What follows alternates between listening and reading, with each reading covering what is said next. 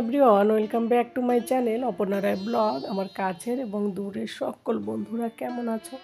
আশা করি যে যেখান থেকে আজকের ব্লগ ভিডিওটি দেখছো সকলে ভালো আছো এবং সুস্থ আছো। আমরাও তোমাদের ভালোবাসা ঠাকুরের আশীর্বাদে বেশ ভালো আছি। সকালবেলা ঘুম থেকে উঠেছি সকাল 7টা বাজে, একটু লেট করে ওঠা হয়ে গেছে। তারপর চটজলদি রান্নাঘরের টিফিনগুলো করে নিলাম। বাবু সোনার জন্য একটু সুজি বানিয়ে দিলাম। তোমাদের দাদা ভাই ব্রেড খাবে বললো, ডিম সিদ্ধ। তো যাই হোক, ওর জন্য ডিম সেদ্ধ, কলা আর ব্রেড গরম করে দিলাম ব্রেডটা। আর আমিও নিজের জন্য ডিম সিদ্ধ করলাম। যখন তোমাদের দাদাভাইও ওখান থেকেই ওকে ওই একটা দিলাম। আমি দিনভর আজকে ভেবেছি ডিম খাবো, সকালে দুপুরে ব্রেকফাস্ট লাঞ্চে ডিমটাই খাওয়া হবে। কদিন ধরে এত খাওয়া দাওয়া করা হচ্ছে, ওয়েটটা এতটা পরিমাণ বেড়ে যাচ্ছে, ভাবছি এবার নিজের দিকে ধ্যান দেবো। কী হয় বলো তো, একদিন দুদিন করা হয়, তারপর আর ইচ্ছা করে না একই জিনিস খেতে, সেই ডিম সিদ্ধ ডিম সিদ্ধ। যাই হোক, টিফিন নিয়ে খেয়ে দিয়ে দুজনে বেরিয়ে পড়লো।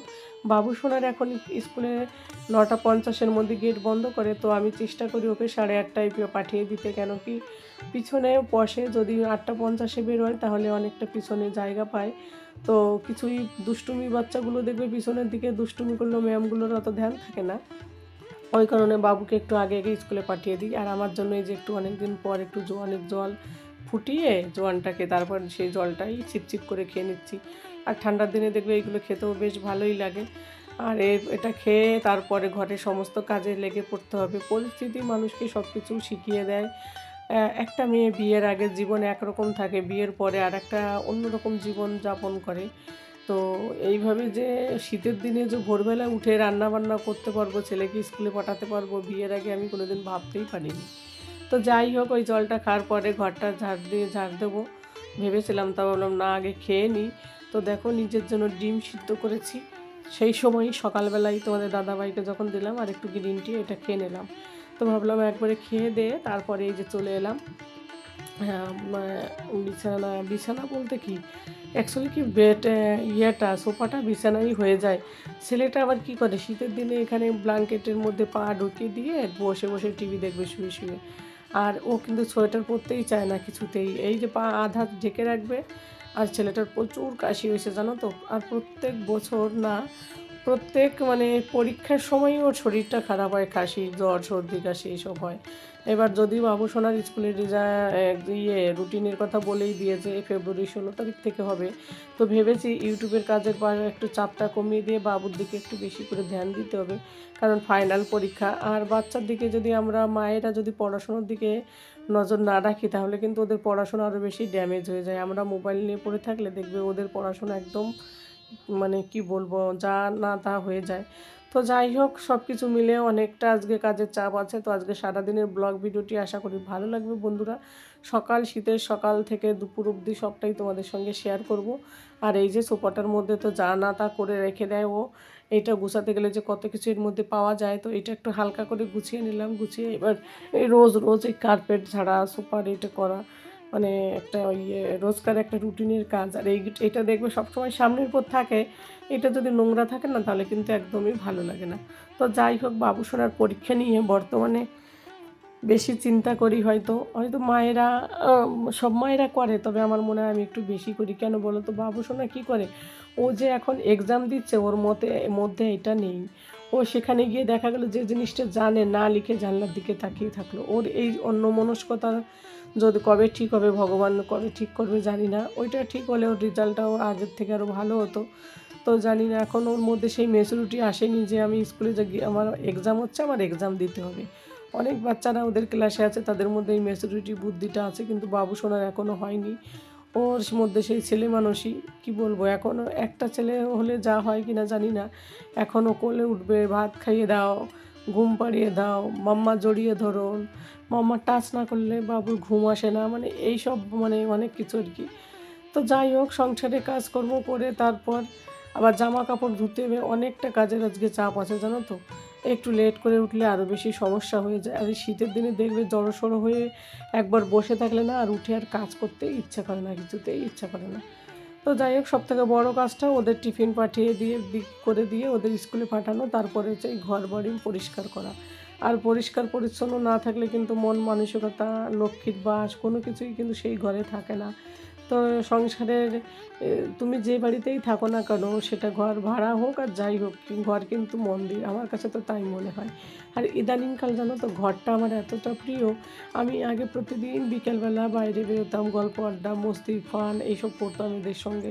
এখন না আমার কোনো কারোর সঙ্গে না কথা বলতে ইচ্ছা করে, না কোথাও যেতে ইচ্ছা করে।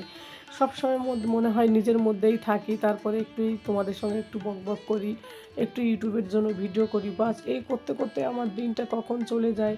না আমার বাড়িতে কারোর সঙ্গে ফোনে কথা বলতে ইচ্ছা করে, কোনো কিচ্ছু ইচ্ছা করে না।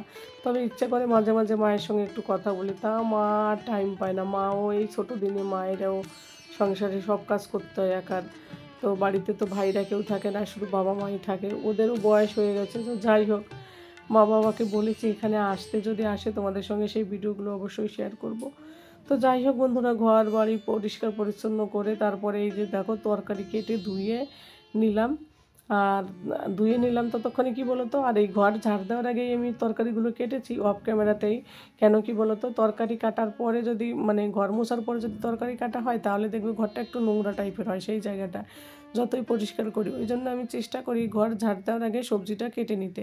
সেই কারণে সবজিটা কেটে তারপরে ঘর মুছে, এই যে তারপরে সবজি কাটার পরে সবজি ধুয়ে নিলাম, ঘরটা শুকাতে শুকাতে তারপরে এই যে কার্পেটগুলো বিছিয়ে দিলাম। ওইদিকে রান্নাবান্নাও করছি, একসাথে সমস্ত কাজগুলোই করছি, মাঝে মাঝে এদিক মাঝে মাঝে ওইদিকে আবার জামা কাপড়ও ভিজিয়ে রেখে দিয়েছি, মানে চান করার সময় কিছু জামা কাপড়ও ভেবেছি ধোবো। দুই একটা জানলার পর্দা আছে সেগুলোও ধোবো। তো যাই হোক বন্ধুরা, বেশ মজা লাগছে এবার ঘর মোছার পর, কি সুন্দর লাগে দেখতে সত্যি। এবার রান্নাঘরে যাচ্ছি, চলো কী কী রান্না করেছি সেটা দেখাচ্ছি তোমাদেরকে। রান্নাবান্না সেইভাবে দেখাচ্ছি না, তোমরা তো জানো সকালেই রেসিপি দিই, ওই কারণে এখানটায় ব্লগের বেশি রান্নাবান্না তোমাদের সঙ্গে শেয়ার করি না। এই যে একটু পালং শাক ছিল, একটু বাঁধাকপি গাজর, একটু আলু মিষ্টি আলু এইসব ছিল ঘরে। কিন্তু জানো তো এর মটরও ছিল আমার, না আমি একদম ভুলে গেছি যে ফ্রিজে মটর রয়েছে, নাহলে এর মধ্যে মটরও দিয়ে দিতাম।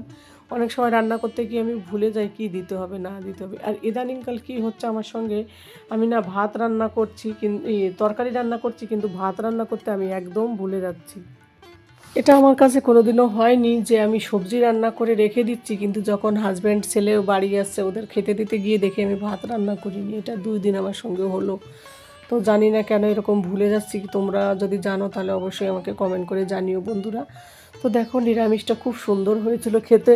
তো ঝাল ঝাল করে বেশ, মানে আলু দিয়ে পালং শাক দিয়ে সব যত সবজি ছিল ফ্রিজে পড়ে থাকা সবজিগুলো ফেলে দেবো, সেটা দিয়ে একটা বেশ সুন্দর একটা সবজি হয়ে গেলো। তারপর আবার ধনেপাতা থাকে, তো ইদানিংকাল দেখবে রান্না করতে বেশ ভালো লাগে। আমার তো এত ভালো লাগে ফ্রেশ ধনেপাতা পাওয়ার জন্য। তারপর ভেবেছি আজকের মাছ নেই, তাহলে এই ডাল রান্না করি। আর তোমাদের দাদাভাই ডাল বলতে পাগল। এদিকে আমি দেখো ভুলে ভুলে আমটা আগে থেকে দিয়ে দিয়েছি। তো মুসুরির ডাল রান্না করব, মানে টক ডাল। আর এই অসময়ে আম পাওয়া গেল, তোমরা তো জানো, সেই তোমাদের দাদাভাই বাড়িতে গিয়েছিলো তখন এনেছিল। সেই আমগুলো কবে থেকে খাবো খাবো করে খাওয়াই হয় না। তো আজকে আম ডালের মধ্যে মানে ডাল করব, তো ডালের মধ্যে আমগুলো দিয়ে দিলাম।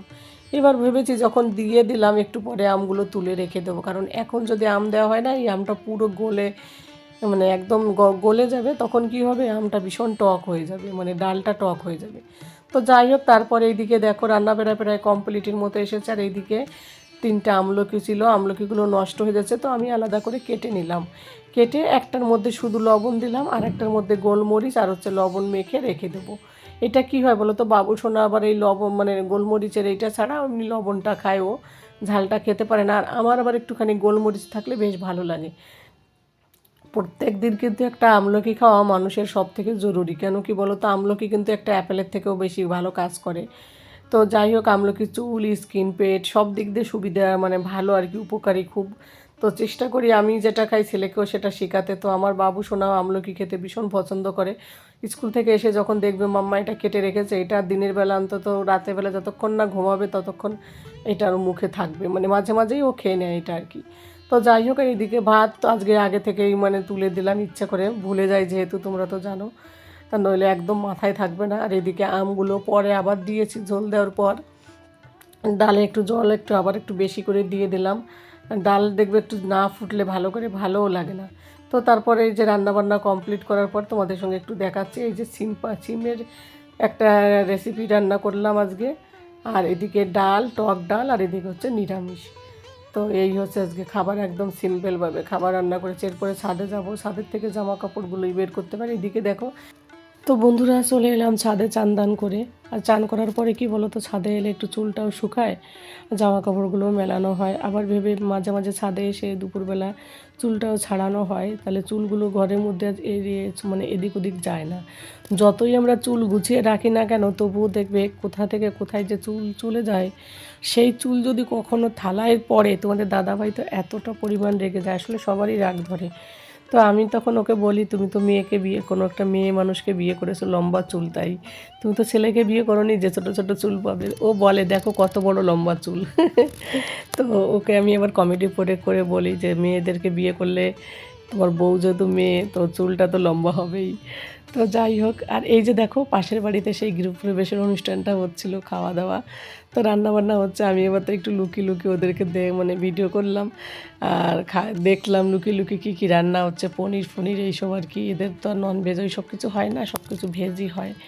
তো যাই হোক, জামা কাপড়গুলো মেলে দিয়ে এবার নিচের দিকে যাব। বাবু সোনা তোমাদের দাদাভাই চলে আসবে 5 মিনিটের মতো ও মধ্যেই আর কি। আমি সেইভাবেই মানে সব কাজগুলো কমপ্লিট করে রেখে দিয়েছি। তো তারপরে নিচে চলে এলাম, আসার পরে ওরা চলে এলো, তোমাদের দাদাভাইকে খেতে দিয়েছি। আর এই যে বাবু সোনাকে ডাল ভাত মেখে দিয়েছি, ও চামচা করে খেয়ে নেবে। আর আমার জন্য ডিম সিদ্ধ, তোমরা তো জানো। আর তোমাদের দাদাভাই সবজি দিয়েও খেয়ে নেবে আর ডাল দিয়েও। তো যাই হোক বন্ধুরা, আজকের ব্লগ ভিডিওটি কেমন লাগলো অবশ্যই জানিও। যে যেখান থেকে দেখছো ভিডিওটি, সকলে ভালো থাকো, সুস্থ থাকো। তো আজ এই পর্যন্তই, tata, bye bye, good night.